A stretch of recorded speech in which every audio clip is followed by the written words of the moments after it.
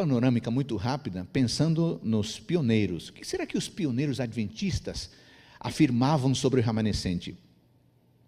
O foco do despertamento quanto ao advento, tanto antes quanto depois de 1844, estava nas profecias escatológicas dos livros de Daniel e de Apocalipse. E foi à luz dessas profecias que os nossos pioneiros, os pioneiros da Igreja Adventista do Sétimo Dia, concentraram o seu pensamento. Eles estavam tão convencidos da validade daquilo que estava escrito, que eles estavam descobertos, que estavam descobrindo, que eles se identificaram nesses textos. E eles passaram a se chamar, a se autodenominar. Sabe como? A Igreja Remanescente. Ou o povo remanescente. Ou simplesmente os nossos pioneiros se chamavam de remanescentes. O que eles queriam dizer por meio destas designações? Eles queriam dizer que, de fato, eles eram a personificação daquilo que a igreja acredita em Apocalipse 12 e Apocalipse 14. Bom, eu quero juntar tudo e fazer agora uma junção disso que eu mencionei de maneira muito rápida. Eu quero começar esse meu resumo dizendo o seguinte: ao descrever a batalha do dragão contra a mulher e a sua descendência, João utilizou a expressão os restantes de sua semente. Nós temos isso em Apocalipse capítulo 12, versículo 17. Essa expressão, os restantes de sua semente, significa os que sobraram. Ou, como diz a Bíblia, e nós lemos alguns textos, remanescente. A Bíblia retrata o remanescente, queridos irmãos e amigos, como filhos de Deus, que ao longo do tempo, que apesar das calamidades, apesar das guerras e apesar das apostasias, esse grupo permanece fiel a Deus. Esse dedicado remanescente sempre representou a fonte utilizada por Deus para propagar as suas ideias na terra. Eu poderia mencionar vários textos, se você quiser tomar nota. 2 Crônicas 36, Esdras 9:14, Isaías 10, 20 a 22, Jeremias 42, 2, Ezequiel 6, 8, Ezequiel 14, 22. Esse tema do remanescente é consistente no texto bíblico, não há como negá-lo. Neste momento, eu queria entrar para uma parte essencial da minha fala. Quais seriam as características do povo remanescente? O apóstolo João descreve esse grupo em termos bastante específicos. Sabe que a gente pode até ter algumas dúvidas de compreensão em relação a alguns textos da Bíblia, é possível, mas nós não podemos ter dúvidas em relação a quais são as características do povo remanescente. Sabe por quê? Porque o texto é totalmente claro, totalmente direto. Apocalipse capítulo 12, versículo 17, não dá margem a dúvidas. Vamos ler esse texto? Apocalipse 12, 17. O dragão ficou irado com a mulher, e foi travar guerra com o restante da descendência dela, ou seja, os que guardam os mandamentos de Deus e têm o testemunho de Jesus. Complementando a isso, Apocalipse 14, 12 diz: aqui está a perseverança dos santos, os que guardam os mandamentos de Deus e a fé em Jesus. Você notou? São 3 características. Eu quero aqui revisá-las bem rapidamente. Primeira, a fé de Jesus. O povo remanescente de Deus é caracterizado por uma fé semelhante à fé de Jesus. Eles refletem a inabalável confiança de Jesus em Deus e a confiança que Jesus tinha na autoridade da palavra que Ele mesmo revelara. Quando falamos em testemunho de Jesus, somos obrigados a pensar na messianidade de Cristo, no Filho de Deus que veio como Salvador do mundo, A sua fé abrange todas as verdades da Bíblia, aquelas nas quais Cristo cria. Portanto, o remanescente deve crer e pregar as verdades de Jesus, se é que tem fé, ou a fé de Jesus. Um segundo componente do remanescente, segundo nós lemos nesses dois textos, são os mandamentos de Deus. Há muita gente que faz malabarismo, contorcionismo teológico para fugir dos mandamentos. Mas Apocalipse 12, 17, 14 e 12 não deixam margem a dúvidas. O remanescente de Deus guarda os mandamentos de Deus. Uma genuína fé em Jesus compromete os remanescentes a seguir o seu exemplo. E Jesus Cristo disse: aquele que diz que... Aliás, João disse: aquele que diz que permanece nele deve andar assim como ele andou. Primeira carta de João, capítulo 2, versículo 6. Por sua vez, o próprio Cristo disse em João, capítulo 14, versículo 15, vamos ler esse texto? Esse texto é fenomenal. E depois de ler esse texto, fica muito complicado você rejeitar essa característica essencial do remanescente. João 14, 15, se vocês me amam, guardarão os meus mandamentos. E João 15, 14, vocês são meus amigos, se fazem o que eu lhes ordeno. O terceiro componente do remanescente de Deus é o testemunho de Jesus. Eu não vou falar muito sobre isso, porque meu amigo pastor Hélio Carnassale vai entrar nesse tema, certo, pastor Hélio? Ele vai falar sobre a voz profética e a identidade da igreja. Mas eu queria dizer apenas aqui rapidamente que o apóstolo João define o testemunho de Jesus como sendo o espírito de profecia. Apocalipse capítulo 19, versículo 10. O que isso significa? É muito simples. Isso significa que o remanescente será conduzido pelo testemunho de Jesus, manifestado pelo dom profético. Agora, tudo isso nos leva a um próximo ponto, queridos irmãos e amigos, que se refere ao aparecimento do remanescente nos últimos dias. A Bíblia indica, irmãos e amigos, que o remanescente apareceria no palco do mundo depois do período da grande perseguição. Apocalipse capítulo 12, versículos 14 a 17. Por outro lado, o cumprimento das profecias bíblicas durante a segunda metade do século XVIII e a primeira metade do século XIX resultou em um poderoso movimento interconfessional, ao qual já me referi, e que esse movimento se centralizou na esperança do segundo advento. Em todas as igrejas daquela época, os crentes na iminente volta de Cristo podiam ser encontrados em todo lugar. Eles estavam em oração, eles estavam trabalhando e antecipando, ou pelo menos querendo antecipar o retorno de Jesus Cristo.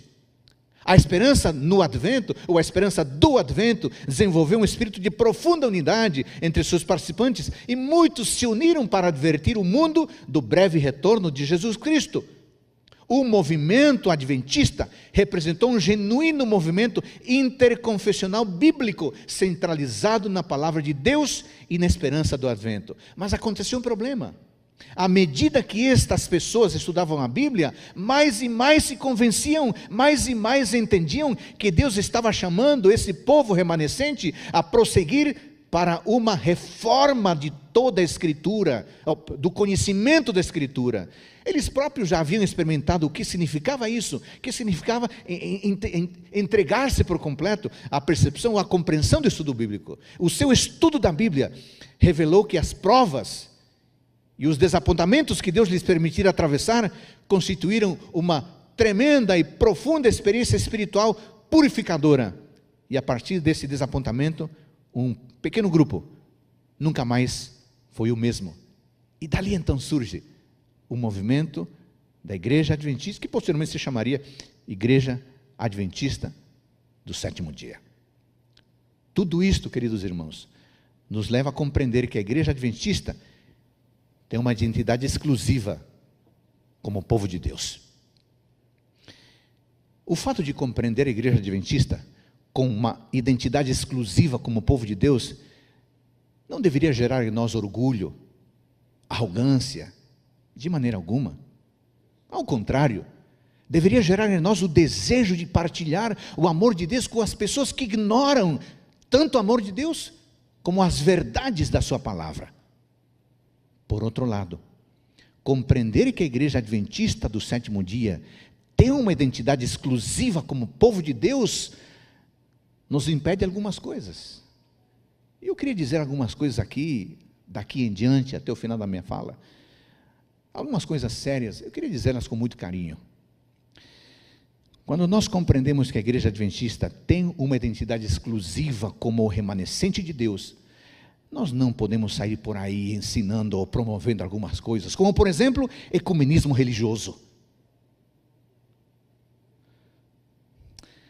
Alguns adventistas querem defender, e de fato defendem, o ecumenismo religioso. Alguns adventistas progressistas, liberais, defendem a eliminação das barreiras doutrinárias com a finalidade de exaltar o amor de Jesus. Parece bonito, né? Parece tocante, mas não é correto, porque não é bíblico. Não é correto, porque não é bíblico. Essa expressão, vamos derrubar as barreiras doutrinárias, porque o que importa é o amor de Jesus, é apenas a expressão de quem não quer se comprometer com a verdade. É apenas a expressão de quem quer agradar todo mundo. E o pior, são palavras de quem quer viver como todo mundo, usando o disfarce da tolerância. Permita-me explicar isso. No livro de Apocalipse, os membros do povo remanescente são aqueles que guardam os mandamentos de Deus e têm o testemunho de Jesus. Isso é texto bíblico. Apocalipse 12, 17. Nesse texto, e em todo o Apocalipse, revelam-se dois partidos opostos no conflito final perante Deus. Um primeiro partido é a Babilônia. Um segundo partido é o remanescente de Deus, que pertence a Deus e a Cristo. Ambos são representados como comunidades culticas. Portanto, ambos são identificados pelo critério da adoração a Deus. Isso está claro em Apocalipse capítulo 14, versículos 9 a 11. Em Apocalipse capítulo 12, versículo 17, o remanescente é apresentado como tendo uma dupla característica. Por um lado, eles obedecem aos mandamentos de Deus. Por outro lado, eles se mantêm fiéis ao testemunho de Jesus. Por que essa dupla característica? Não podia ser apenas uma? Não, é dupla característica. Por quê? Porque a ameaça e a obra do anticristo é forte. E por isso Deus requer de nós um duplo compromisso. A combinação de palavra de Deus e testemunho de Jesus no Apocalipse é forte, é significativa, aparece várias vezes, não é só nesse texto não. Por exemplo, Apocalipse capítulo 1, versículo 2, Apocalipse capítulo 1, versículo 9, Apocalipse capítulo 6, versículo 9, Apocalipse capítulo 12, versículo 17 e Apocalipse capítulo 20, versículo 4. Essa combinação é o tema teológico central do livro. E essa combinação é a linha divisória entre a Babilônia e o Israel de Deus. O teólogo Kenneth Strand afirma o seguinte: no livro do Apocalipse, a fidelidade à palavra de Deus e ao testemunho de Jesus Cristo separa os fiéis dos infiéis e provoca a perseguição, que inclui o exílio do próprio João e o martírio de outros crentes. Baseados em nossa aceitação da profecia bíblica e do conceito de remanescente, que eu descrevi brevemente, nós, adventistas do sétimo dia, nos consideramos herdeiros espirituais do antigo Israel e da igreja apostólica, com as bênçãos, as responsabilidades e as obrigações decorrentes dessa herança. Ah, Adolfo, vocês são exclusivistas. Não, nós não somos exclusivistas. Claro que não. A igreja adventista está aberta a todas as pessoas que querem estudar a Bíblia conosco e querem se juntar a nós neste movimento. Eu queria lembrar você, querido amigo, querida amiga, você que tem dúvidas sobre isso, a Bíblia assegura em Mateus 20:16 o seguinte: muitos são chamados, mas poucos são escolhidos. Tiago, capítulo 2, versículo 19, faz uma afirmação muito forte. Ele diz assim: os demônios creem e estremecem. Portanto, o título de crente, mesmo o título de adventista, não nos assegura nada com finalidade de salvação. Sim, amigos e irmãos, fazer parte do remanescente exige renúncia clara, exige decisão de nossa parte. É preciso esforço, é preciso determinação para compor o povo remanescente de Deus. Estamos de acordo que a igreja ao redor do mundo se compõe de todos os que verdadeiramente creem em Cristo, claro, mas é importante destacar que nos últimos dias, um tempo de ampla apostasia, um remanescente tem sido chamado para fora. Para quê? A fim de guardar os mandamentos de Deus e a fé de Jesus. Esse remanescente é a verdadeira igreja de Deus. Eu vi hoje um pastor dizendo que não há o conceito de igreja verdadeira. Você precisa ler Apocalipse, irmão. É claro que tem um conceito de igreja verdadeira. Senão o que estaria dizendo Apocalipse 12, 17, 14, 12? Isso não é invenção da igreja adventista? Esse ensino apostólico puro. Quando Jesus voltar, Ele procurará a igreja que tem fé, a igreja que tem perseverança, a igreja que guarda a lei de Deus, a igreja que se manteve unida a Ele na sagrada aliança. Eu vou caminhando para o fim. A igreja adventista nasceu pequena e surgiu dos escombros de uma grande decepção. Desde seu início e através dos anos, houve quem previsse e até mesmo torcesse por seu fracasso. Mas houve também quem acreditasse em seu triunfo e trabalhasse para ele. Confiantes na direção divina, homens e mulheres investiram nessa causa tudo o que possuíam: tempo, bens e até a própria vida. Se em algum momento a nau adventista pareceu vacilar no mar da incerteza que assolava o mundo, por outro lado pairava sobre todos a certeza de que Deus está na direção, conduzindo-nos ao porto seguro. A igreja adventista cresceu e se agiganta, fica cada vez maior, mas nós não podemos ignorar a nossa origem, a nossa história. Vale a pena conhecer os percalços da igreja, os problemas do passado e tirar lições para o futuro, com a certeza de que a mão de Deus nos dirige soberanamente. Querido amigo e irmão, Deus tem um povo aqui na terra. Esse povo originou-se nos longínquos tempos do Antigo Testamento e tem a sua identidade confirmada nas páginas do Novo Testamento. Essa identidade foi ratificada pelos pioneiros da igreja adventista do sétimo dia e permanece hoje, não em forma de uma nação étnica, mas em forma de uma nação espiritual. Você, adventista do sétimo dia, pertence a esse povo, ao remanescente de Deus, e por isso precisa viver como um cidadão remanescente. Em seus primórdios, o adventismo se resumia ao inexpressivo grupo de piedosos estudantes das profecias, sobreviventes do naufrágio milerita. Em seus anos formativos, parecia demasiado frágil, por vezes prestes a desaparecer. Esse grupo pequeno era vítima de escárnio, zombaria e desdém por parte de seus adversários. E também era vítima de zombaria e desdém por parte de alguns de seus pretensos membros. Mas sob a divina força do Espírito Santo, aqueles homens e mulheres lograram converter um tímido e vacilante começo em um poderoso movimento profético. Os pioneiros do adventismo trabalharam com grande entusiasmo na formação desta valiosa herança. Depois deles surgiu uma geração que com dedicação consolidou as estruturas desse movimento profético. Mas sabe o que acontece agora?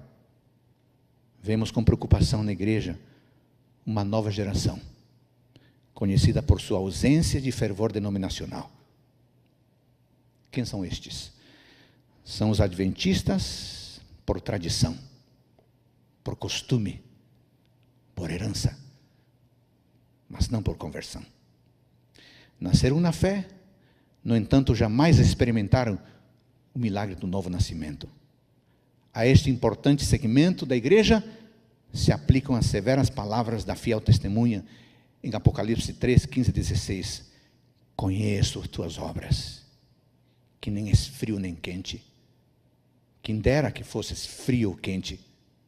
Assim, porque és morno e nem és frio nem quente, estou a ponto de vomitar-te da minha boca.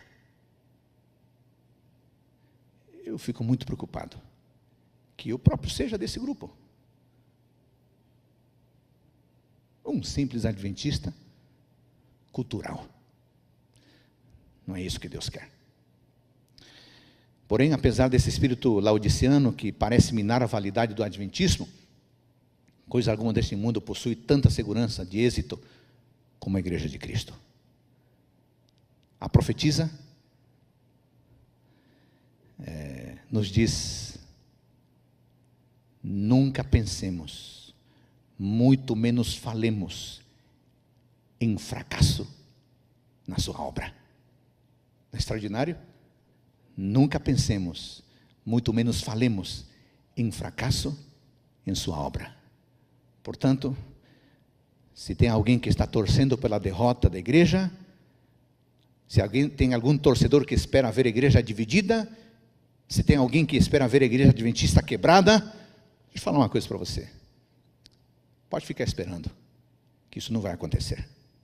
Sabe por quê? Porque isso não depende de nós. Não depende nem de você, e não depende de mim. Há um Deus poderoso que cuida desta igreja, porque cuida do seu povo desde o Gênesis até o Apocalipse e até hoje. E não é você, e nem eu, com as nossas imaturidades, que vamos destruir o povo de Deus. Os adventistas do sétimo dia creem que foram chamados para proclamar a mensagem final de Deus. E é por isso que nós nos sacrificamos, é por isso que nós labutamos em grande medida. Para quê? Para cumprir aquilo que Deus nos deixou. Para que como igreja caminhemos firmes, preparando um povo para a vinda de Jesus Cristo. Vocês me permitem uma sugestão? Eu quero fazer um pedido, na verdade. Eu queria pedir a você, que está acompanhando esta vigília, converse sobre este assunto com a sua família. Reúna a sua família, lá em casa. Orem sobre isto. Agradeçam a Deus pelo privilégio de fazer parte do povo remanescente. E peçam a Deus fé, determinação e coragem, para viver de tal forma que a sua vida glorifique a Deus. Amém.